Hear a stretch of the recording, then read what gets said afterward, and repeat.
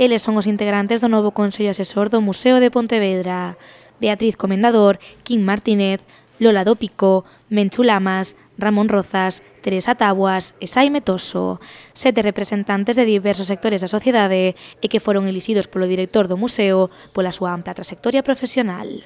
No Consello Asesor non hai ninguén, non se elixeu, o director non propuxo a ninguén polo seu cargo ou, polo seu cargo, pola función que cumpla, senón polo seu currículum e pola súa valía individual. O Museo de Pontevedra está inmerso nun proceso de renovación e coa creación deste Consello Asesor preténdese dar un paso máis de cara a conseguir novos retos e desafíos.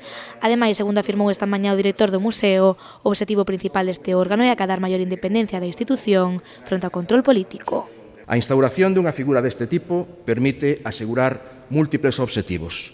Entre eles, lograr unha maior independencia da institución fronte ao control político, incorporar unha maior participación social, aportar miradas diferentes a través da súa composición diversa, dotar a xestión global do museo dun maior consenso por medio do acordo entre os diferentes asentes sociais, interlocutores e expertos que o integran. Tanto a presidenta da Deputación como o vicepresidente quixeron poñer en valor esta mañá o traballo do director do museo á hora de elixir aos representantes do Consello Asesor.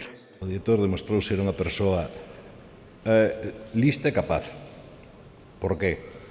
Porque escolleu persoas dun currículum absolutamente contrastado, dunha valía absolutamente contrastada, e procurando buscar persoas que lle aporten e non, digamos, persoas que non que a súa característica fora non facerlle sombra.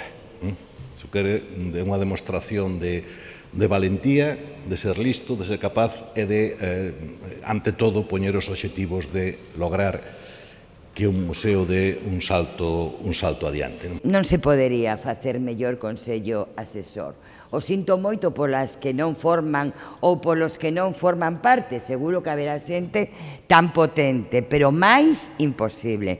Este é un grande Consello Asesor que nos permitirá ter a xente que entende, que defende e que sabe da nosa historia e da nosa cultura, pero que tamén é capaz de ter unha visión do que se demanda no século XXI dos museos.